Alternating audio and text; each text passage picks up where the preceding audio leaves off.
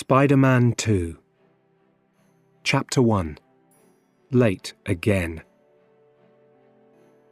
She looks at me every day. Mary Jane Watson. Her picture is all over New York. I love her, but she doesn't know. She can never know. She can't be part of my life. Who am I? I'm Spider-Man, and I have an important job to do. I'm also Peter Parker, and I too have a job to do. Peter stopped his bike outside Joe's Pizza Bar. His boss, Mr. Aziz, was standing outside. "Parker," he shouted. "You're late. Always late." Mr. Aziz turned around.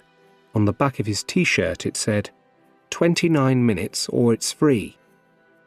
Peter followed Mr. Aziz inside the busy pizza bar.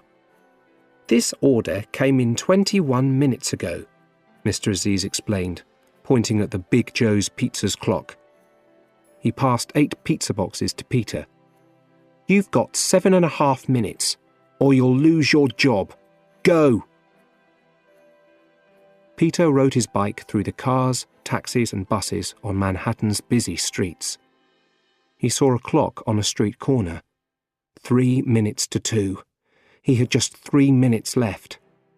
There was only one thing to do. He left his bike and ran into a small street.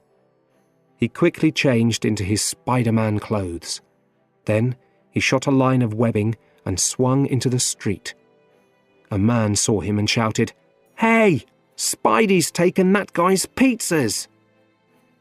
Some New Yorkers didn't like Spider-Man much.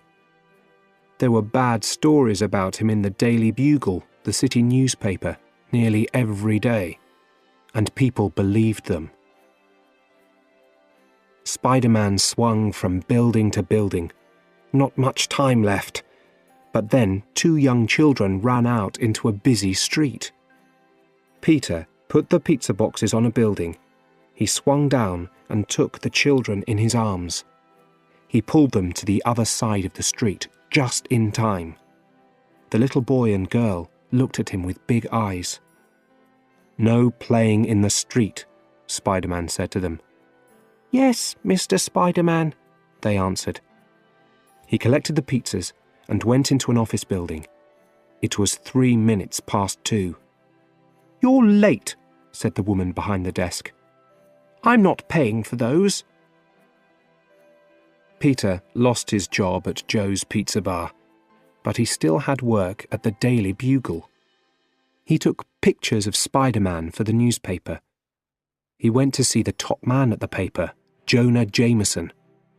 Peter wanted to sell photos of other things, birds in the park, faces of interesting old men.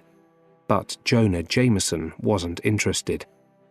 "I only pay you because you take pictures of Spider-Man," he shouted. "Spider-Man won't let me take any more pictures," said Peter.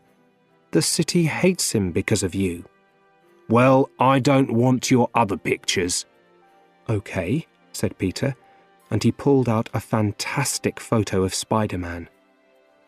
"I'll give you 150, said Jameson. 300, said Peter. Okay, said Jameson. "Go and see Betty." Peter went to get the money from Betty Brandt. Betty worked for Mr. Jameson. "You borrowed some money 2 weeks ago," she said kindly. "I can't give you any more. Sorry." "Oh no," thought Peter. "I'm late again."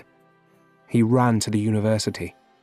He ran faster than any ordinary person. People were looking at him, but he didn't care. He turned a corner and ran into someone.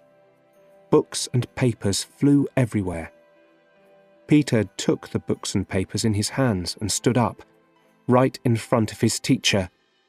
"Oh, Dr. Connors, sorry," he said. "Where were you going, Parker?" "To your class." "My class is over," said Dr. Connors. "Look at you, Peter. You're always late for class. You're always so tired. Your homework on fusion is late." "I know," said Peter. "I'm planning to write my fusion homework on Dr. Otto Octavius." "Octavius is a friend of mine. Make sure it's good." It was dark when Peter arrived at Aunt May's house in Forest Hills. He walked into the living room. He was thinking about other things, and he didn't see Aunt May, MJ, and Harry standing there. Spider-Man 2. Next chapter is 2. Don't forget to subscribe my channel. Learn English by storytelling.